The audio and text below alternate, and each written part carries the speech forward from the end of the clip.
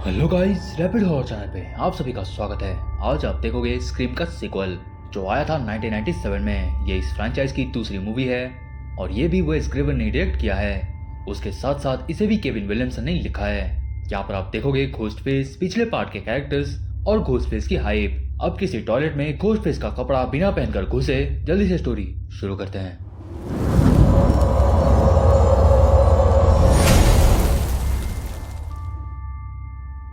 Movie के starting में हम देखते हैं कपल फिल और मोरिन को जो आए हैं स्टैब मूवी देखने के लिए। मोरिन को स्कैरी या बोलो हॉरर मूवीज देखना बिल्कुल भी पसंद नहीं है। असल में यहाँ ये लोग आए हैं स्टैब मूवी को देखने के लिए जो बनाया गया था पिछले पार्ट के स्टोरी के ऊपर। उसके साथ साथ ये स्टैब मूवी बेस्ड है गेल के लिखे हुए बुक पर भी। ये दोनों अंदर जाते हैं और घोस्टफेस का कॉस्ट्यूम पिछले पार्ट के बाद इतना फेमस हुआ कि हॉल में सभी को ये कॉस्ट्यूम दिया जा रहा है जिसको पहन के लोग मूवी को एंजॉय कर सकते हैं बड़े आराम से। और बाकी पूरे थिएटर का हाल आप देख लो। यहाँ पर मोरिन मूवी देखते देखते डर रही है और तभी वही पहले पार्ट का सीन आता है जहाँ घोस्टफेस ने कैसी को कॉल किया था। ये कितनी अच्छी डायरेक्शन है कि मूवी के अंदर मूवी चल रही है। तभी मोरिन पॉपकॉर्न लेने बाहर गई और उसे फिल ने डरा दिया घोस्टफेस का मास्क पहनकर। फिर फिल बाथरूम जाता है जहाँ वो घोस्टफेस के हाथों मारा गया कुछ इस तरह से। और यहाँ अंदर मोरिन के पास आकर घोस्टफेस चुपचाप बैठ गया। मोरिन को ये लग रहा था कि ये फिल है लेकिन ऐसा है नहीं। और फिर मोरिन भी घोस्टफेस के हाथों मारी गई और वो भी पूरे क्राउड के बीच में, जिससे हॉल पे बैठे हुए सारे लोगों को ये लगा कि ये चीज कोई पब्लिसिटी स्टंट है इस मूवी को लेकर। यहाँ इतने सारे घोस्टफेसेस के बीच में किलर पूरा ही गायब हो जाता है। और सबसे खास बात यह है कि ये इस मूवी का इंट्रो था। अब हम मिलते हैं सिडनी जो उसी कॉलेज में पढ़ रही है जिसमें फिल और मोरिन पढ़ रहे थे। इसे सुबह सुबह किसी का कॉल आता है जो खुद को घोस्टफेस बताकर इससे बात कर रहा था। सिडनी उसे बड़े आराम से बात करती है क्योंकि उसके पास कॉलर आईडी है। उसे कॉलर आईडी पे कोरी गिल्स का नाम दिखता है और उसे इसी बंदे का कॉल आया था। ये पहले पार्ट के बाद बहुत फेमस हो गई और इसे ये कॉल्स आना आम बात है। और सबसे बड़ी बात ये इन सारे कॉल्स को बड़े आराम से हैंडल कर लेती है। वो उस लड़के को पुलिस के सेक्शंस क्राइम कॉल्स के लिए पढ़ाकर फोन रख देती है। यहाँ हम सिडनी की न्यू बेस्ट फ्रेंड को मिलते हैं जिसका नाम है हैली। वही तभी टीवी में कॉटन वेरी का इंटरव्यू देखकर सिडनी को अच्छा नहीं लगता। तभी हैली इसे रेडी होने के लिए भेज देती है। पर तभी एक लड़की आकर कहती है कि फटाफट न्यूज देख लो। न्यूज देखकर सिडनी को भी पता लग जाता है कि टाउन में नया किलर आ चुका है। और बाहर निकलते ही इसे प्रेस वालों ने घेर लिया। ये बड़े मुश्किल से वहां से निकलती है और यहाँ कैंपस में फिल्म क्लास में स्टैब मूवी और मर्डर के बारे में डिस्कशन चल रहा है जहाँ हम मिलते हैं रैंडी से, उसके बाद सीसी और मिकी से भी। यहाँ पर मूवी के सीक्वल की बातें हो रही है और बाहर आने पर रैंडी सिडनी से मिलता है। रैंडी बिल्कुल टेंशन फ्री है क्योंकि इसे लगता है कि किलर से इन्हें इस बार कोई भी खतरा नहीं है, ना कोई लेना देना है। तभी हम सिडनी का न्यू बॉयफ्रेंड डेरेक से भी मिलते हैं और थोड़ी देर में गेल से और उसका नया असिस्टेंट जोल से भी। गेल यहाँ सेलिब्रिटी बन चुकी है but she is still doing her reporting thing. तभी उसे आकर डेबी सॉल्ट नाम की एक लोकल राइटर आकर मिलती है और इसे आप याद रखना। यहाँ हम चीप लुइस हार्टली को भी देख पाते हैं जो किलर और मर्डर के बारे में सबके सामने एड्रेस करता है। यहाँ पर अब हर कोई है बट एक ही इंसान की कमी है, क्या आप समझे? वो है ड्यूई।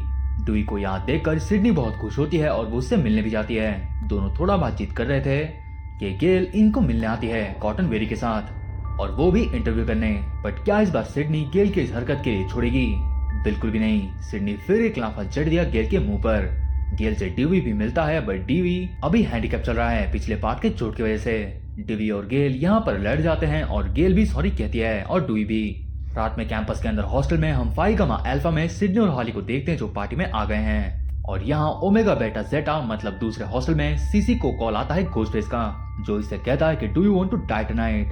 ये डर के मारे कैंपस सिक्योरिटी को कॉल करती है बट उन्हें सुनाई नहीं देता।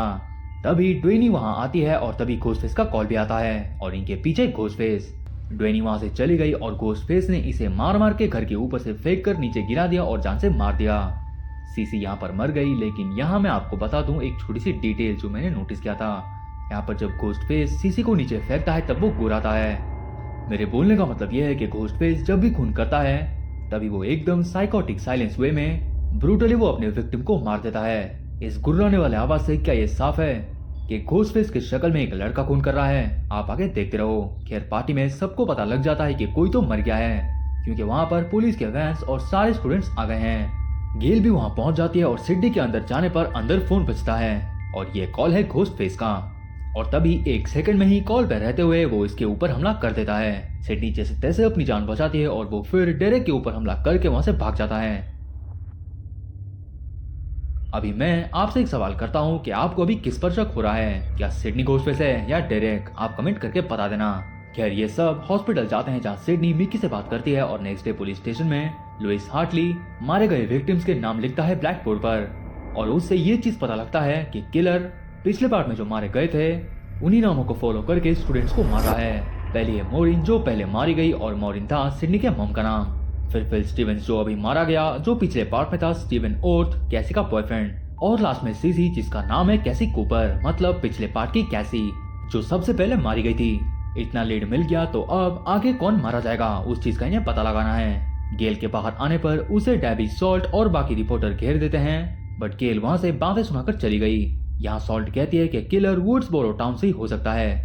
यहाँ कैंपस में सिडनी के लिए टॉम क्रूज की टॉप गन 1986 मूवी का एक गाना गाता है डेरेक जिससे सिडनी बहुत खुश होती है और वो उसे एक लॉकेट भी पहनाता है। थोड़ी देर में हम इंटरव्यू देख पाते हैं स्टैब मूवी की एक्ट्रेस का जो प्ले कर रही है सिडनी प्रेस्कॉट जिसे रैंडी और डुई भी देख रहे हैं। और यहाँ पर हम रैंडी बाबा का सीक्वल मूवीज के रूल्स जान पाते हैं। रैंडी कहता है कि पहला रूल यह है कि सीक्वल में बॉडी काउंट हमेशा ज्यादा ही होता है। रूल नंबर 2 के डेथ सीन्स में ज्यादा ब्लड और गोर के साथ सब कुछ डिटेल में होगा जो ऑडियंस हमेशा एक सीक्वल से एक्सपेक्ट करती है। और तीसरे रूल के बताने से पहले ही डुई रैंडी को रोक देता है और अब ये सस्पेक्ट गेस करने में लग जाता है। पहले ये डेरेक को गेस करते हैं जो घोस्टफेस नहीं हो सकता। फिर बात मिकी पे आती है और फिर ये दोनों एक दूसरे पर भी सस्पेक्ट होने का बात करते हैं। फिर ये आती है हैली के ऊपर और फिर गेल के ऊपर भी जो सुन के डीवी तो सीधा ही मना कर देता है कि गेल घोस्टफेस बिल्कुल नहीं हो सकती। तभी हम थोड़ी देर में गेल के लिखे हुए बुक को भी देख पाते हैं जो जोल पकड़ा हुआ है और ये बोलता है कि ये और इस काम को भी नहीं करना चाहता है बट फिर वो मान जाता है गेल के मनाने पर। थोड़ी देर में हम सिडनी को देखते हैं जो उसके ड्रामा टीचर के साथ बात कर रही है। थोड़ी देर बात करके स्टेज रिहर्सल के लिए वो जाती है जहाँ वो रिहर्सल के अंदर ही डर जाती है क्योंकि उसे हर जगह घोस्टफेस ही घोस्टफेस नजर आते हैं। बट मैं आपको बता दूं ये इसका ट्रॉमा है। ये वहाँ से डर के चली जाती है जहाँ डेरेक आकर फिर इसे समझाता है। यहाँ बाहर रैंडी गेल और डुई बैठ के बात कर रहे होते हैं तभी उनको कॉल आता है घोस्टफेस का। रैंडी उस फोन को आंसर करता है और अब ये अलग होकर किलर को ढूंढने में लग जाते हैं जो कि उनके आसपास ही मौजूद है। अगर पिछले पार्ट के हिसाब से किलिंग्स हो रही है तो क्या रैंडी या गेल या डुई अगले निशान है। खैर आप यहाँ नोटिस करना कि यहाँ पर एक वैन भी खड़ी है।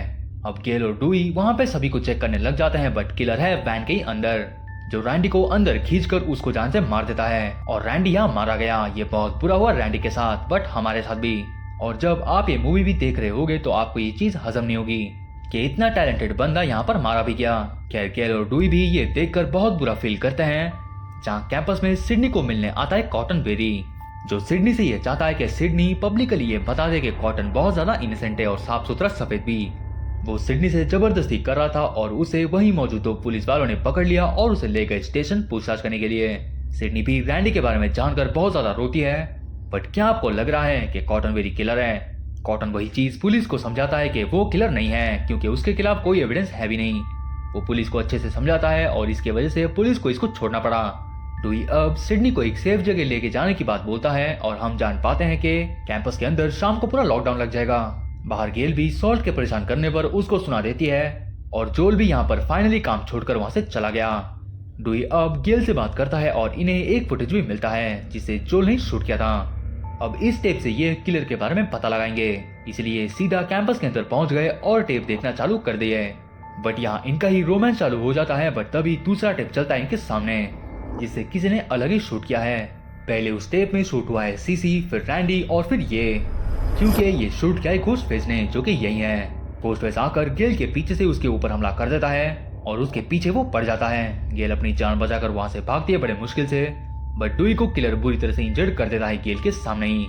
गेल तभी छुपती है और वो देखती है कि घोस्टफेस वहां से गायब है। दूसरी तरफ ऑफिसर सिडनी को लेकर चलती है एक सेफ जगह पर और डेरेक को प्ले के लड़के लेकर चले गए कैंपस के प्ले थिएटर में। यहाँ सिडनी के ऊपर घोस्टफेस हमला करके दोनों ऑफिसर को मार के खुद ही गाड़ी लेके वहां से चल देता है बट एक ऑफिसर ट्राई करता है इन्हें बचाने की बट वो भी कुछ ऐसे मारा गया क्योंकि घोस्टफेस ने गाड़ी ठोक दी।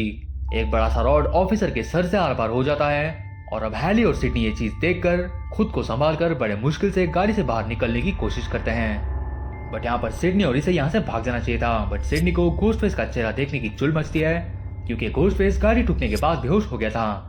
ये वहां से चले गए थे बट सिडनी फिर घोस्टफेस का चेहरा देखने के लिए जाती है बट घोस्टफेस वहां पर है नहीं क्योंकि वो है हैरी के पीछे और वो उसे जान से मार देता है सिडनी के सामने ही।